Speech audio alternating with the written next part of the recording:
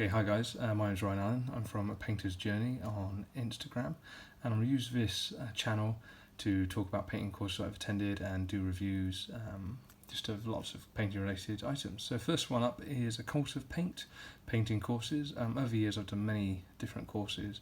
I think I've done 4 courses of paint now. I've done 3 weekend workshop ones, which sadly aren't running anymore, and seminar and some MKA ones which also aren't running anymore.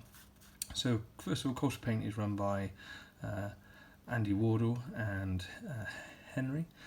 Many of you will know Andy Wardle from various painting things, be it White Dwarf, Golden Demons, or many other painting competitions that he's performed very well in. And this is their company that they've put together. So one of the first coat of paint courses I attended was the non-metallic metals one, so I'm going to talk about that today. What I'm holding in front of you here is one of the gifts that comes with the course. It's a really nice touch. It's coat of paint little pad, great for putting in notes. Things you can see, I've only just started to use it as I filled out my old one, so I intend to put any of my painting recipes in there, so I've got a kind of book to go back to. So that's a really nice touch and kind of welcome to the family gift from them. So with non-metallic metals, I'd never touched non-metallic metals before I'd come over to try this coat of paint course. Now I've actually done 2 of their courses over time. The first one, this is one of my results. We all painted a Sister of Silence on the course.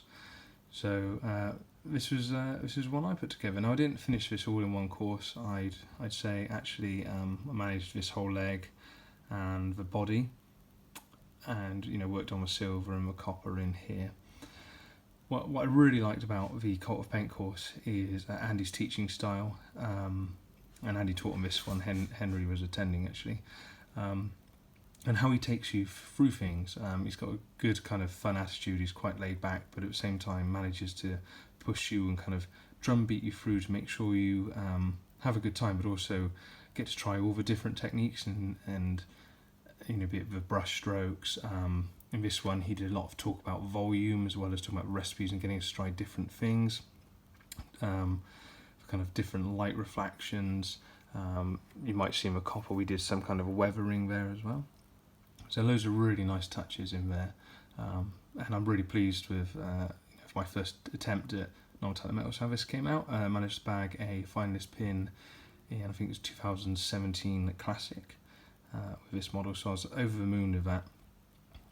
And it was a really enjoyable course, lasting 2 days. It was held at Firestorm Games. I know that Coat of Paint now do them all over the world. They've just come back from one in Sweden, and they run up and down the UK, but Firestorm Games is my local place, and I think one of the best venues I've ever been to. So I'll just give you a little tour around here. What we learnt about the volumes, it actually applies to every aspect of a painting, I found, because it got me really thinking about the light sourcing. So one of the things Andy always used to say, and his style has evolved over time, when I did an infantry course that he ran in MKA, was this is my light source here, my primary light source coming down from here. So I worked all this, but he was talking about how points of interest, so you can see I've got kind of reflections in here, under the leg, on this side of the body. And obviously, if all the light was hitting here, there'd be very little on the back. But part of it is to pick points of interest and not go as bright. So no matter where your model is, or a judge is looking at it, or it's on the tabletop, there's something going on there. So there's loads that I learned from this and applied to pretty much every model I've ever touched. So yeah, I was really pleased with that. Really great course, met lots of people. And then I attended a second one, and another lovely touch that Court of Paint have is they get everything in, even some of the paints. So on the second one we worked on a Barbarian, and Andy changed it up a little bit, so we're still looking at kind of the same idea of non-metallic metals and the volumes, but he brought in the idea of chipping, which was new to me. I've always wondered how we do it, and on my own I kind of cocked it up, because I'm one of those guys who learns through doing and failure as opposed to like reading reading articles. So you can see I'm just kneecap a different element from a smooth silver from Sister Battle. So he's talking about chipping it and points of interest, different shadow here, and we looked at actually adding colour into silver. You have to forgive my light. So kind of I'm looking at a pink reflection off of what will when finished when I get around to be this pink cloak. So the Barbarian was included in the cost, and I can't remember what it was now, but it was really reasonable because I think this model goes for like £45 anyway. So again, we looked at kind of copper, for gold. This is a grey silver as well, but we also touched on like a bluey silver, which is really nice. And an idea which I really liked that they've done here was to have classes roll on. So this model, the idea was the first one we did was a non-metallic metals course teaching volumes and you know how to do the non-metallic metal blending, everything like that. So it was a good basis.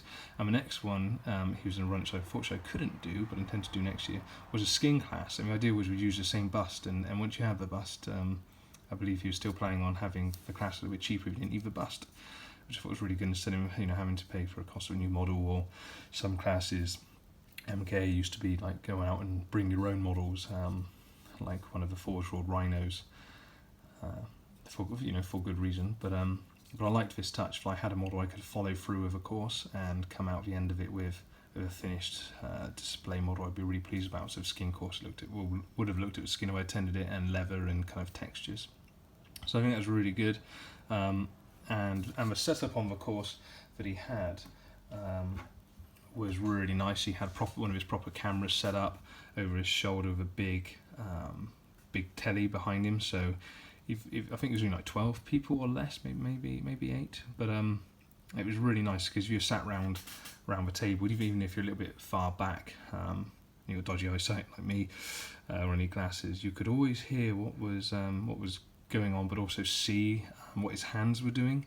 So when you stood a metre and a half away, perhaps over a table, you can see what's happening. Andy passes things around. It's really good. But to also then have his hand, on a 42-inch telly with this model about 5 times the size it actually, the Barbarian 5 times the size it would be, was really, really useful to have that, and I loved that touch. So I'm holding my Greyfax here because this was something I moved on to after doing the Barbarian. So you can see I had another play with blue metals because I really struggle with non-metallic silvers here. I really enjoyed the copper recipe and try to refine my grey because I wasn't particularly happy with the Barbarian.